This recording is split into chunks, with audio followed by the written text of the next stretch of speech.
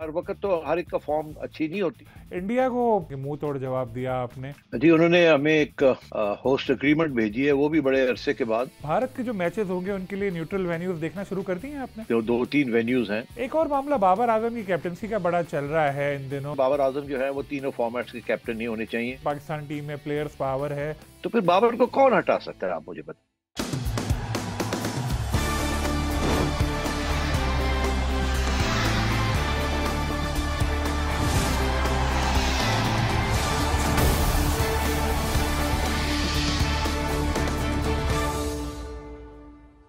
बिस्मिल्लाहिर्रहमानिर्रहीम, अस्सलाम वालेकुम। मैं हूं सलीम खालिक और आप देख रहे हैं प्रोग्राम क्रिकेट कॉर्नर। क्रिकेटर्स के इंटरव्यूज तो आपने बहुत देख लिए। आज हम आपकी मुलाकात कराएंगे पीसीबी की जो मैनेजमेंट कमेटी है उसके सरबरा नजम सेठी से। उनसे पूछेंगे बाबर आजम की कैप्टनसी के हवाले से जो मामला चल रहे हैं और पाकिस्तान और इंडिया के क्रिकेट ताल्लुकात, ये तो हॉट टॉपिक हैं। बाकी भी उनसे बातें पूछेंगे। तो बातचीत का आगाज़ करते हैं। नजम सेठी साहब, बहुत शुक्रिया आपने टाइम दिया। पीसीबी में सेकेंड इनिंग है आपकी, और पहले के मुकाबले में क्या नए चैलेंजेस हैं जो इस दफ़ा फेस कर रहे हैं? जी, बहुत से चीजें हो चुकी हैं जो इसको रिवर्स करना है। ये जो डोमेस्टिक क्रिकेट रैप अप कर दिया था एहसान मानी साहब ने और रमीज राजा साहब ने, उसको वापस रिस्टोर करना है। डिपार्टमेंटल क्रिकेट वापस रिस्टोर करनी है। रीजन्स के इलेक्शंस सारे कराने हैं। क्लब्स को रिवाइव करना है। बहुत मुश्किल काम। और हमें सिर्फ 2-3 महीने दिए गए थे इस काम के लिए, और हम दिन रात लगे हुए हैं उसके ऊपर। और इंशाल्लाह कोशिश है कि कामयाब हो जाएंगे ताकि एक बोर्ड ऑफ गवर्नेंस बन जाए। तो ये सबसे बड़ा चैलेंज है।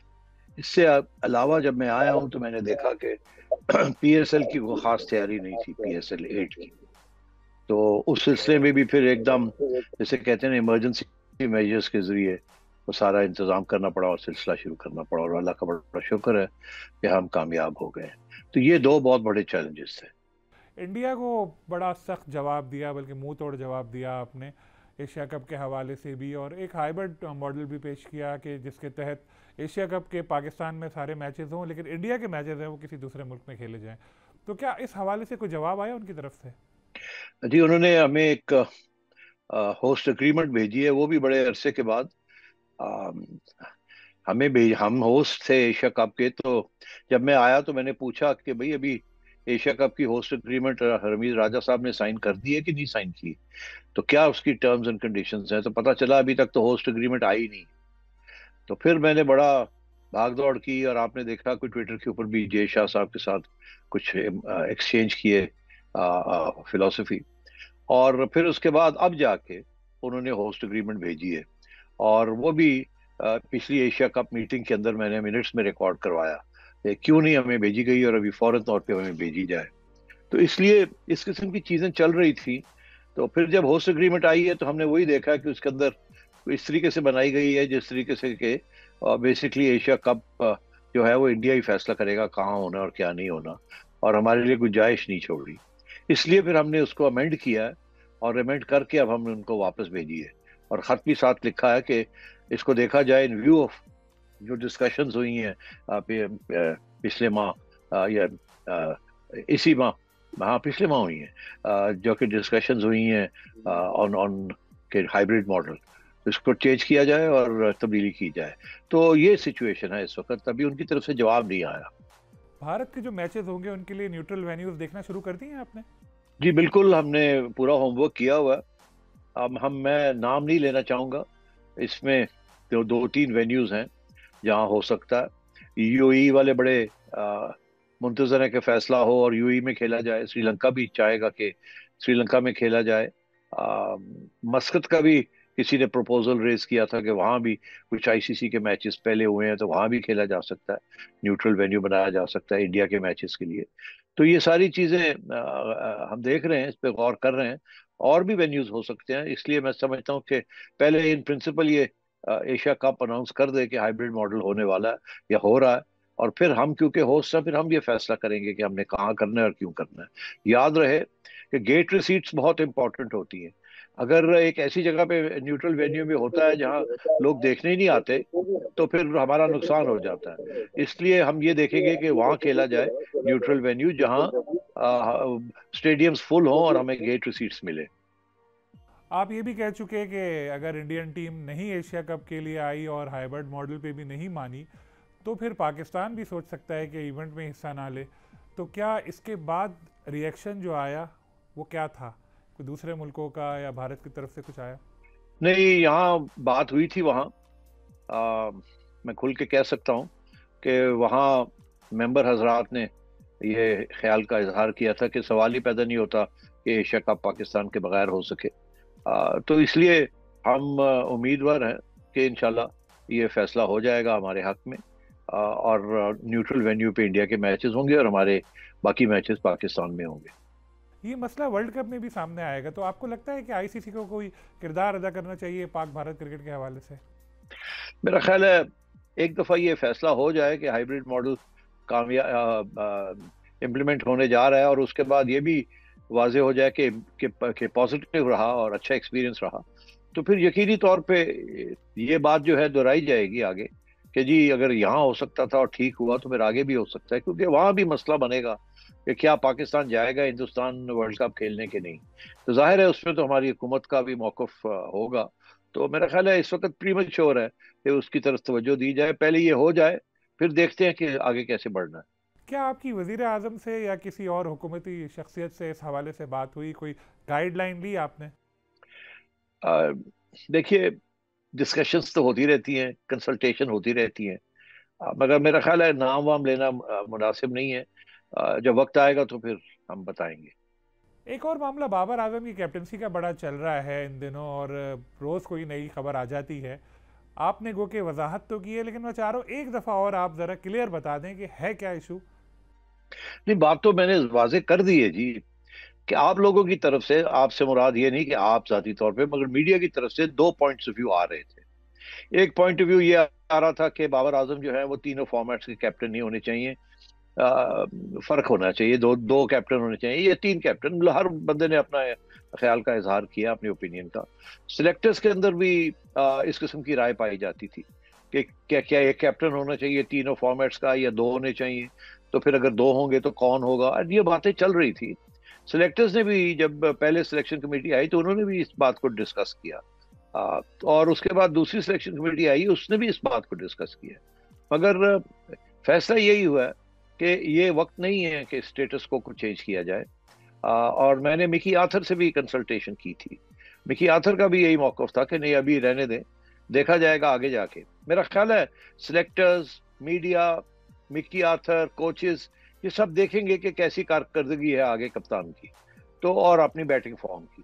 तो अगर मैचेस अगर Pakistan team under Babar leadership जीतते गए तो फिर बाबर को कौन हटा सकता है, आप मुझे बताएं।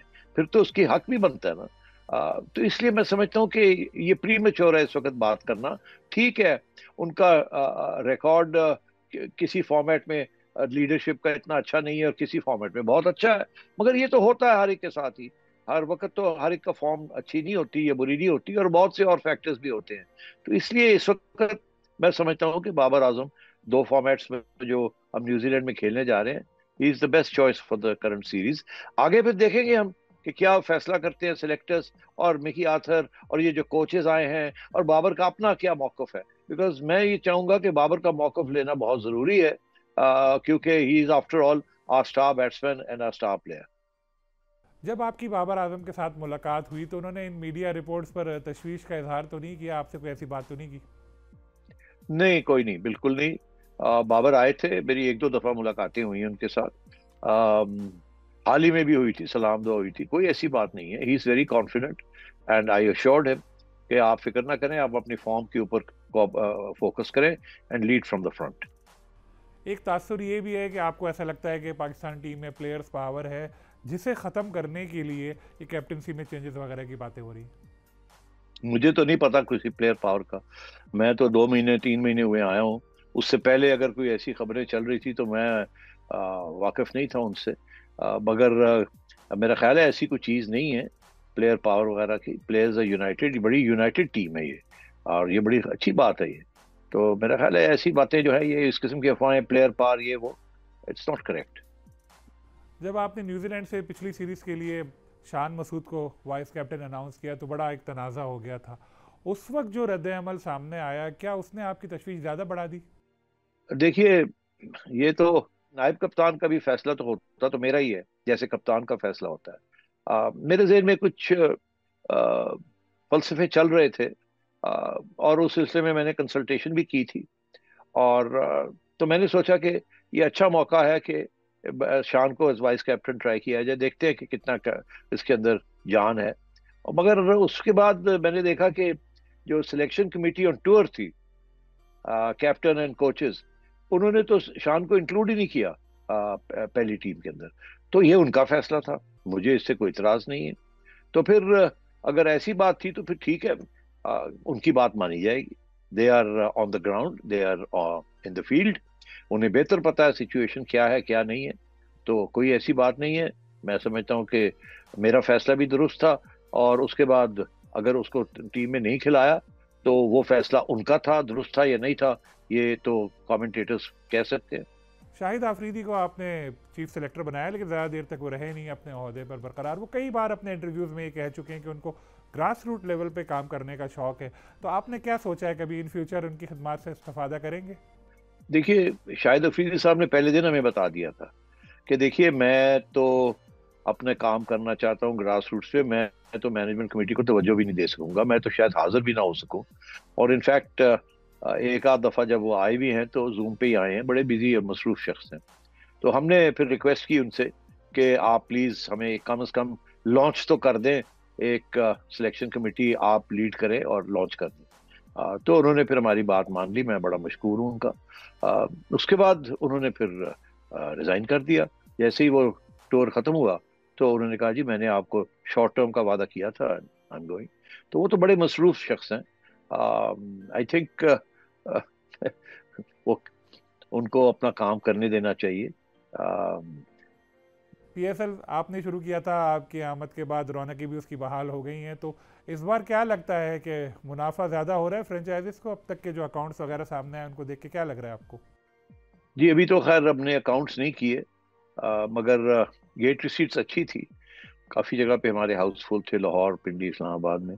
कराची में थोड़ी बहुत कमजोरी थी गेट रिसीट्स की, मगर गेट रिसीट्स भी अच्छी हुई हैं, ब्रॉडकास्ट राइट्स भी अच्छी हुई हैं, मैचेस भी बड़े ज़बरदस्त हुए हैं। तो मेरा ख्याल है in rupee terms definitely this is a better year than last year. Dollar terms में मैं नहीं कह सकता, बिकॉज आपको पता ही है जो हशर हुआ है रुपए का in comparison to the dollar. क्योंकि पेमेंट्स बहुत सी पीसीबी को करनी पड़ती है on behalf of franchises to foreign players. तो उसका उसका तो कॉस्ट ऑलमोस्ट डबल हो गए या हो जाएंगे by the time all the payments are cleared, players के एंड अदर एक्सपेंसेस। मगर डोमेस्टिकली कॉस्ट थे नहीं बढ़े थे, हालांकि रिसीट्स ज्यादा हुई हैं। सो ये देखना है, मेरा ख्याल है it will be a good year for everyone. माजी में पीएसएल की अलग कंपनी बनाने की भी बातचीत हुई थी आपके दौर में।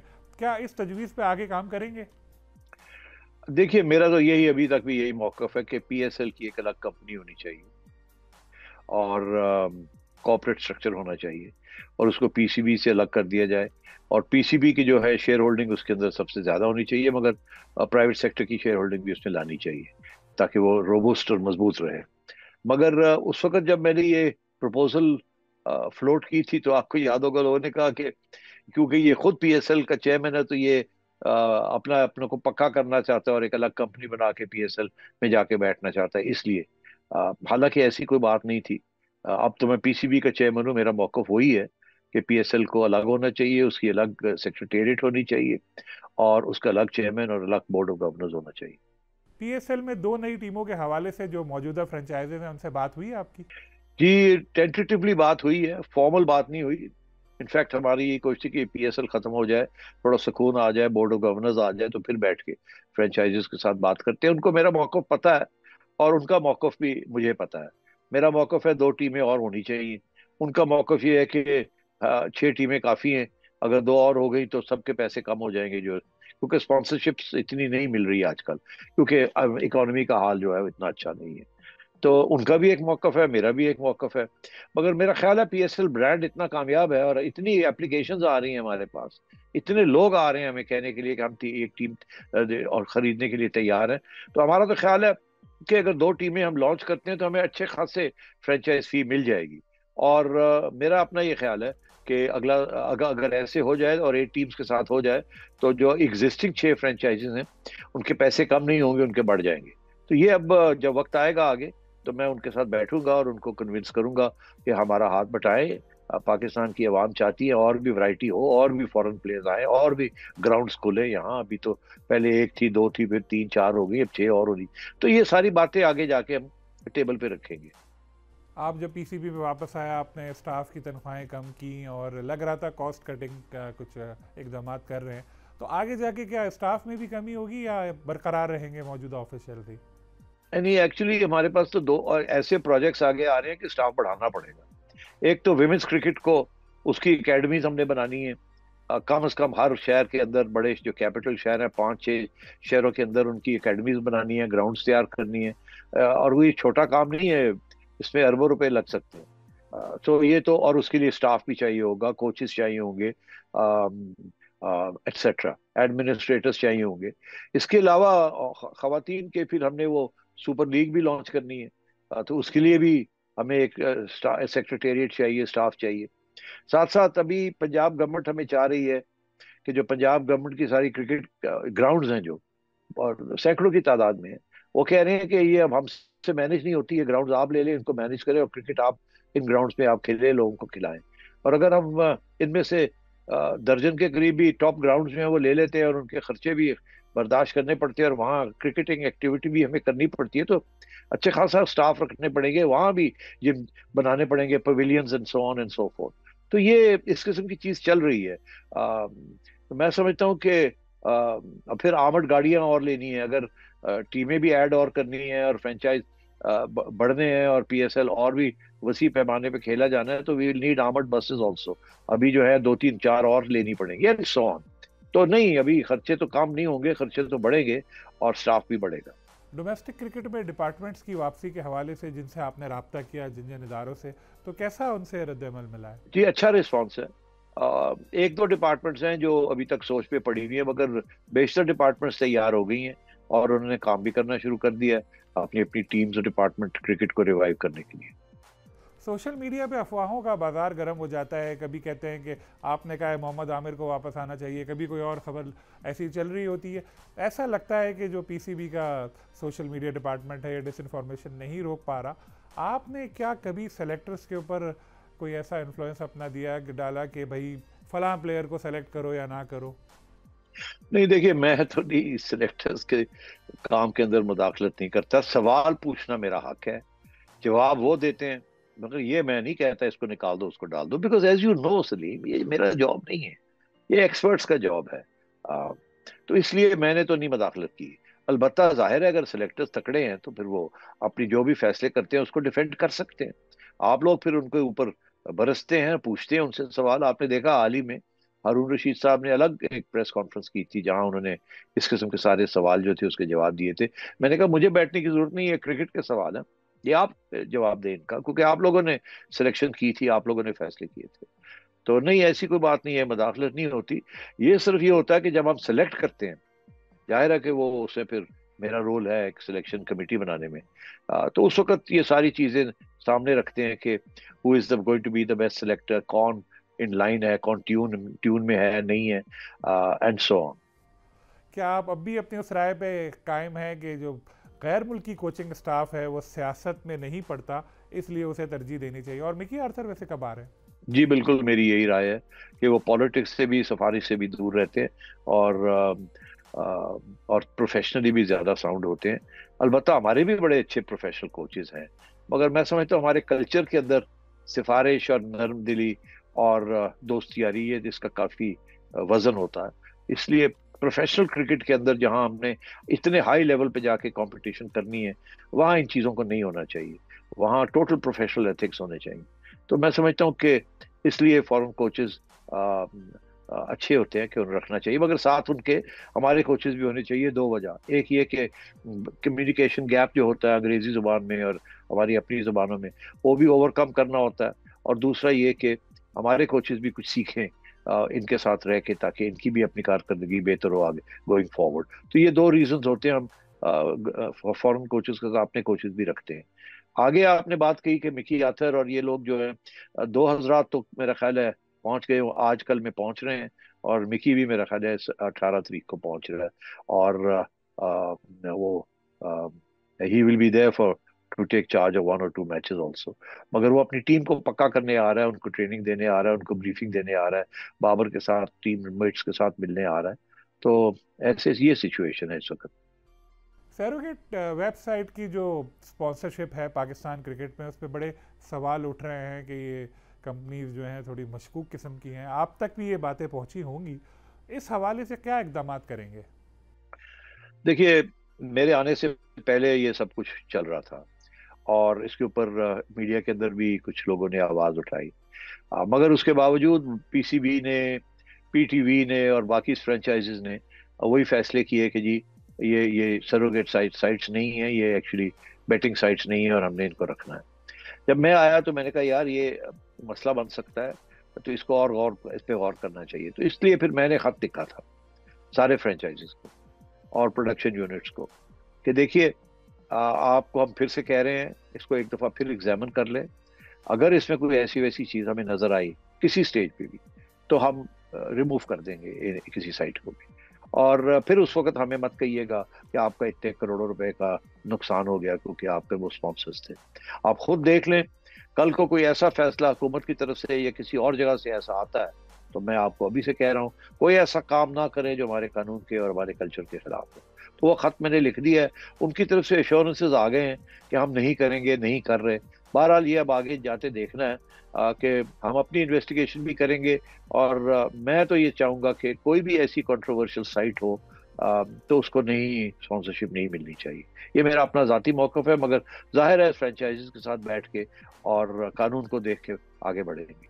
नजम सेठी की गुफ्तगू आपने सुनी, उनका कहना था कि एसीसी की जानिब से कॉन्ट्रैक्ट मिल चुका है मेज़बानी का एशिया कप की, लेकिन उसको देखकर ऐसा लगता है कि इंडिया फैसला करेगा इवेंट कहां पर होना है, जो कि पीसीबी को कबूल नहीं है। इसलिए एतराज़ात लगाकर वो वापस भेजा है और एक ख़त भी साथ में लिखा है।